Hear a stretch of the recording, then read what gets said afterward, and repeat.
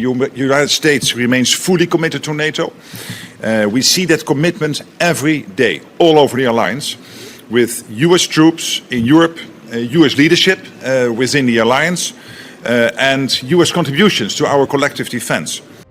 NATO's top leadership is once again defending the alliance amid fresh questions about Donald Trump's commitment to Europe.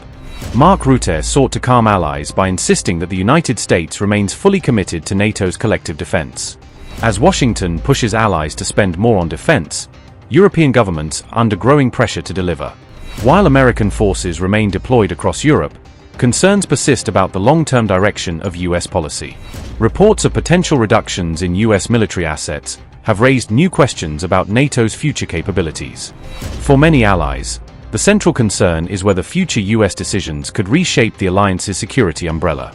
Fresh concerns over Washington's long-term role in Europe have prompted NATO leaders to reassure nervous allies. Speaking in Brussels, Rutte insisted that the Transatlantic alliance remains strong despite ongoing political tensions. The question reflected growing anxiety among European nations about future American security guarantees. Rutte pointed to the continued presence of US forces across Europe as evidence of Washington's commitment. According to the NATO chief, military deployments and operational support matter more than political statements or campaign rhetoric. The NATO chief's remarks come amid renewed disagreements between Washington and its European partners. Trump has long argued that many NATO members are not contributing their fair share to collective security. The US president has repeatedly challenged the idea of America carrying the bulk of the alliance's financial burden. His remarks have reignited fears that divisions within NATO could deepen in the years ahead. The NATO chief acknowledged that boosting military budgets remains a difficult challenge for many allied nations. His remarks followed political turbulence in Britain over defense funding and military spending priorities. Healey's departure has intensified debate over whether current defense budgets are sufficient to meet growing threats. According to Rutte, difficult financial decisions cannot come at the expense of a country's security.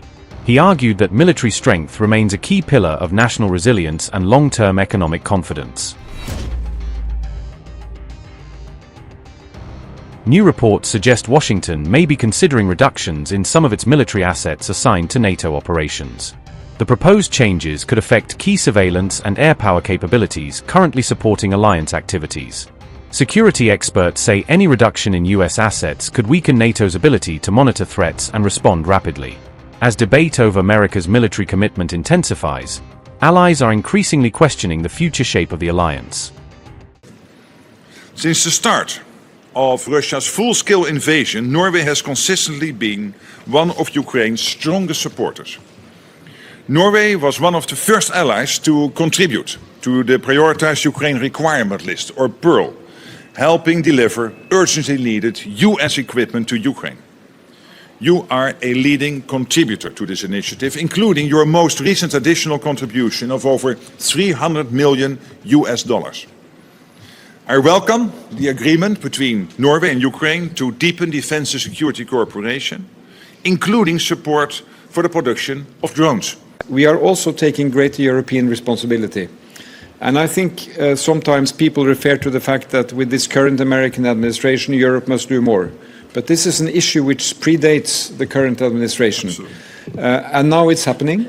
From the Norwegian side, I can tell you that we emphasize strengthening Europe's capability by strengthening that capability inside NATO. And we do it also by deepening our bilateral cooperation with our European partners. The US is Norway's most important ally because of the special circumstances in the high north living next to Russia. But we have deepened with a modern defense agreement with the United Kingdom, from whom we will buy modern frigates. I'll go directly to the question most Norwegians are wondering most these days. If there is an attack on Norway or another act of war against Norway, can we still trust that the NATO and the US will assist us? And I want to answer especially about the US. Yeah, very clear, and the answer is yes. The United States remains fully committed to NATO. We see that commitment every day, all over the alliance, with US troops in Europe, US leadership within the alliance, and US contributions to our collective defense.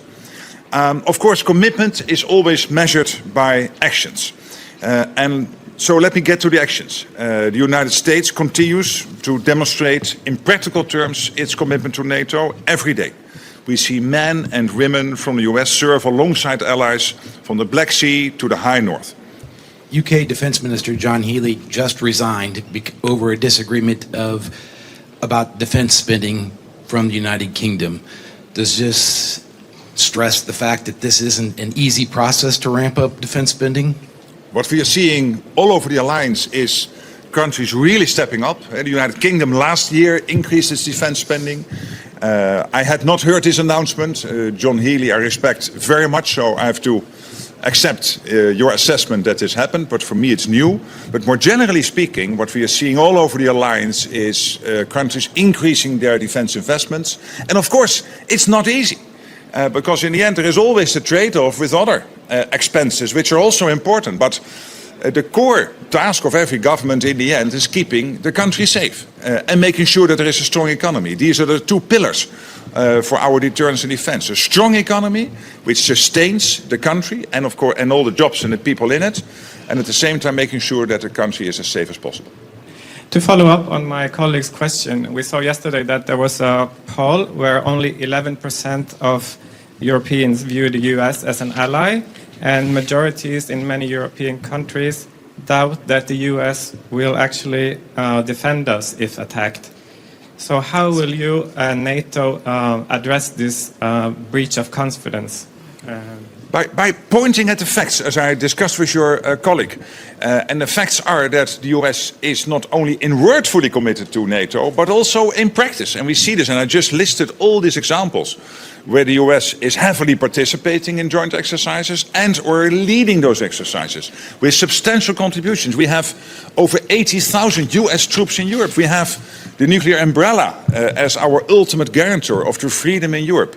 So, of course, I read those polls, but let me then give you the facts. And the facts are that the US is here also, and this Prime Minister made this extremely clear when he visited the White House, and I always repeat this.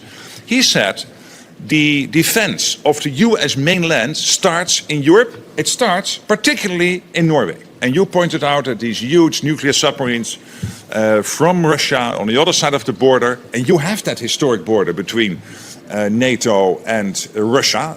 Of course, before Finland and others joined, this was the only real border we had till the late 80s. And with Finland joining, of course, we have a much longer border.